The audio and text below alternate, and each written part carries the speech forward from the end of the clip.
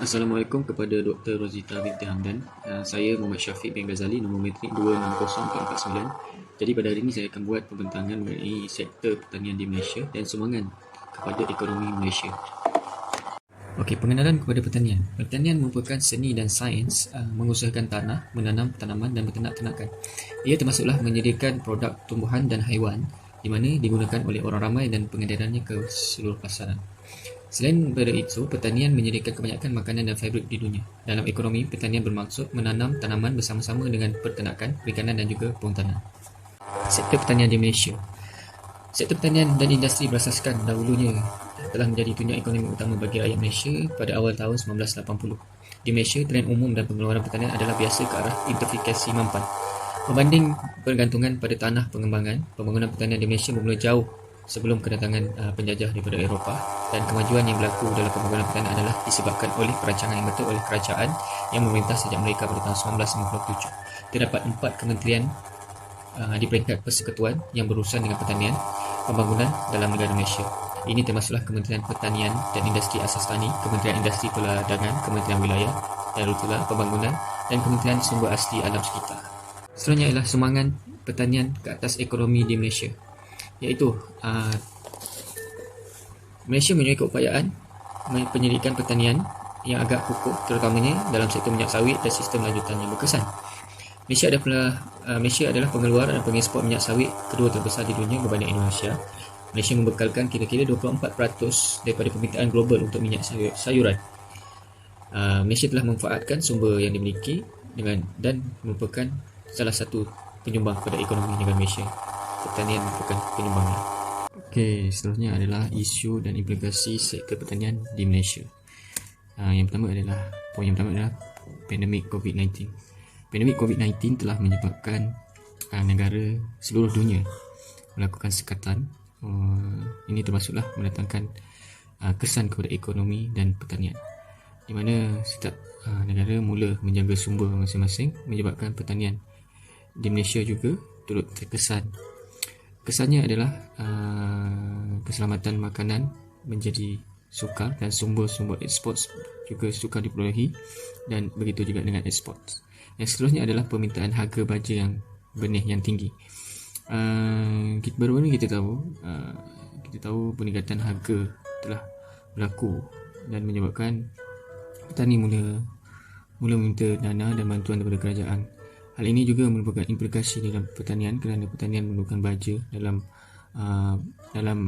melakukan tanaman tumbuhan untuk penghasilan hasil yang bagus, dan sepatutnya jika harga baja meningkat maka harga barang pasti akan naik, dan ini merupakan kesan ekonomi juga turut terkesan.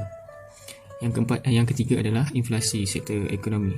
Sebagai contoh, perang antara Ukraine dan Rusia sedikit sebanyak memberi kesan kepada negara Malaysia, iaitu di mana dalam sektor peternakan seperti ayam, harga ayam naik dengan mendadak, dan kerajaan, walaupun beberapa inisiatif kerajaan cuba untuk menyelesaikan isu ini, nampun isu ini sehingga hari ini dapat dilihat sukar kerana dedak ayam yang merupakan diekspor daripada Brazil, iaitu daripada tanaman taksasa jagung, sukar diperolehi, menyebabkan harga ayam terpaksa dinaikkan.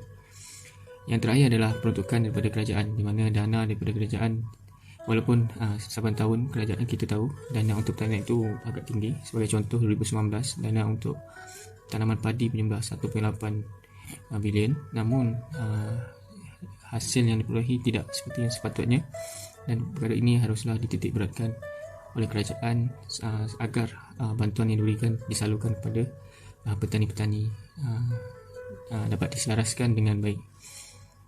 Seterusnya adalah cadangan penambahbaikan sektor pertanian di Malaysia.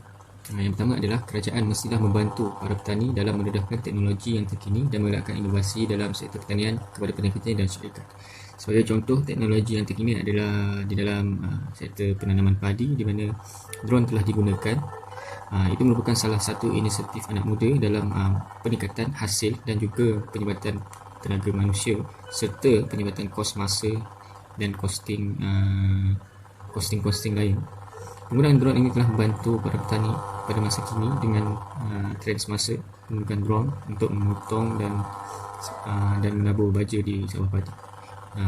Seterusnya adalah kerajaan boleh melakukan kempen yang menggelarkan masyarakat untuk membeli produk pertanian yang dikeluarkan oleh orang tempatan dengan konsisten.